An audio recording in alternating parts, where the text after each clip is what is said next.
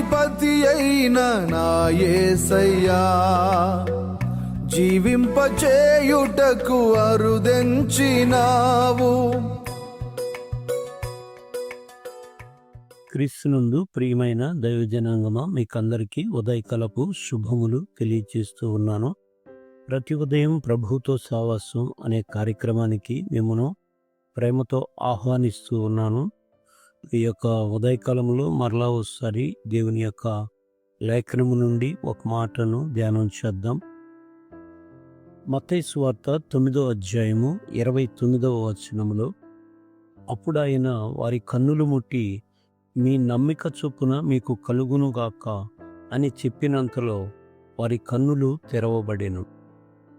ప్రియమైన దేవుని బిడ్డలారా, గమనించాలి, ఈ యొక్క ఉదయకాలంలో మనము ఒక విషయాన్ని గమనించాలి.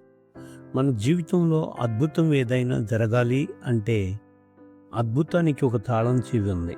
ఆ తాళం చెవి ఏంటి అని అంటే నమ్మిక. అద్భుతానికి తాళం చెవి విశ్వాసము, అద్భుతానికి తాళం చెవి నమ్మిక. ఏంటి, ఇద్దరు గుడ్డివారు యేసు వెంట వచ్చి వాళ్ళు కేకలేస్తున్నారు. ఏమని? దావీదు కుమారుడా, మమ్మును కరుణించుము, మమ్మును కరుణించుము. కారణం ఏంటి? వాళ్ళిద్దరూ గుడ్డివాళ్ళు, జీవితంలో ఆ యొక్క లోకాన్ని చూడలేరు, జీవితంలో అవకాశాలు లేవు, ఆశ లేదు.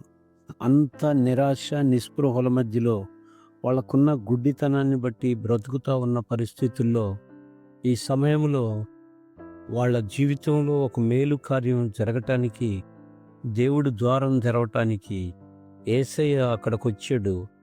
అక్కడికి రావటమే కాదు, వాళ్ళని ఈ మాట ప్రశ్నించాడు, నేను ఈ పని చెయ్యగలనని నమ్ముచున్నారా?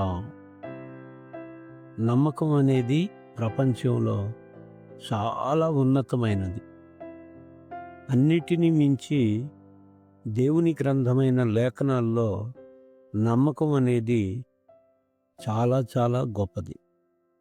మన జీవితంలో మనం కూడా నమ్మకాన్ని దేవుని మీద ఉంచటం అనేది చాలా అవసరం. చాలాసార్లు మన పనుల్లో మనము విజయాన్ని సాధించలేకపోవడానికి గల కారణం ఏంటి అని అంటే, మన నమ్మకము దేవుని మీద ఉండకుండా లోక సంబంధమైన వాటి మీద వెళ్ళిపోతా ఉంది. యేసు ప్రభు ఆ ఇద్దరి గుడ్డివారిని అడిగిన ప్రశ్న ఏంటో తెలుసా? నేను ఈ పని చెయ్యగలనని నమ్ముచున్నారా? వాళ్ళిద్దరూ కూడా ఆయనకి శక్తి ఉంది, వాళ్ళు నమ్ముతున్నాము అన్న సంగతికి వెంటనే జవాబు చెప్పారు. అవును ప్రభా, నమ్ముచున్నాము అని జవాబు చెప్పారు. వారికి కన్నులు ముట్టడం అంటే మన సమస్యను ఆయన ముట్టాలని కోరుకుంటాడు. యెషయా గ్రంథం 41:10లో, నేను నిన్ను బలపరుచును, నేను నీకు సహాయము చేతును అని రాయబడు. ఆ గుడ్డి వారికి సహాయం చేయటానికి, నేను మీకు ఇది చెయ్యగలనని నమ్ముతున్నారా అని అన్నప్పుడు వాళ్ళు నమ్ముచున్నాము అని గట్టిగా జవాబిచ్చారు.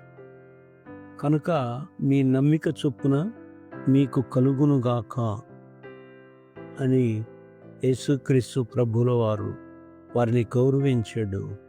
ఆ తర్వాత వాళ్ళ యొక్క కన్నులు తెరవబడింది. మనం గనక మత్తయి సువార్త 9:30లో చూస్తే, నమ్మకం అనేది లేకుండా అద్భుతం అనేది జరగదు. ఎందుకంటే విశ్వాసము లేకుండా దేవునికి ఇష్టడై ఉండుట అసాధ్యము అని హెబ్రీ 11:6లో చెప్పకనే చెప్పాడు దేవుడు. కనుక ప్రార్థన చేయటమే ముఖ్యము, కానీ దేవుడు చేయగలడు అనే నమ్మికతో మనం చేయాలి. దేవుని యొక్క సముఖానికి వచ్చిన మనము ఈ ఇద్దరు గుడ్డివారు ఎలాగా యేసయ్య మీద పూర్తిగా ఆధారపడి వాళ్ళ జీవితంలో చూపును పొందారో, మనం కూడా మన జీవితంలో పూర్తిగా ఆయన మీద ఆధారపడాలి. పూర్తిగా ఆయనను అర్థం చేసుకోవాలి. పూర్తిగా ఆయన దగ్గర మనము మన పరిస్థితులన్నిటినీ పెట్టగలగాలి.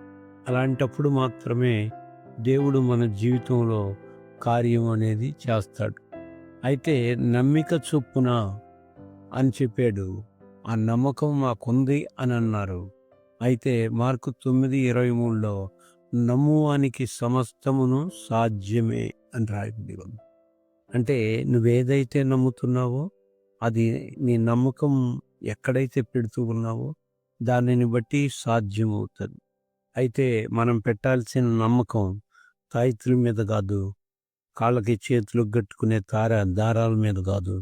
మన నమ్మకం ఎక్కడుండాలి అని అంటే మనల్ని పెంచి పోషిస్తున్న, మనల్ని సాతాను దగ్గర నుండి విడిపించి నడిపిస్తున్న దేవుని మీద మన నమ్మకం ఉండాలి. మన నమ్మకము అనేది ఎంత బలంగా ఉంటే అంత బలంగా దేవుని కార్యాలు చూస్తాం. ప్రియమైన దేవుని బిడ్డలారా, గమనించాలి. నమ్మకము అనేది ప్రపంచంలో అది పెద్ద సంగతి. ఎందుకు అంటే దేవుని యొక్క సన్నిధికి వెళుతున్నప్పుడు అనేక మంది చీకటిలో ఉన్న వాళ్ళ జీవితాలు కనబడతాయి. అయితే వాళ్ళు వెలుగులోనికి వచ్చి వెలుగులో ఉన్న పరిస్థితుల్ని అర్థం చేసుకోగలిగితే వాళ్ళు చీకటిని విడిచిపెడతారు. చీకటిని విడిచిపెట్టడమే కాదు, చీకటిలో నుండి ఆశ్చర్యకరమైన తన వెలుగులోనికి మనల్ని అందరినీ కూడా నడిపించాడు.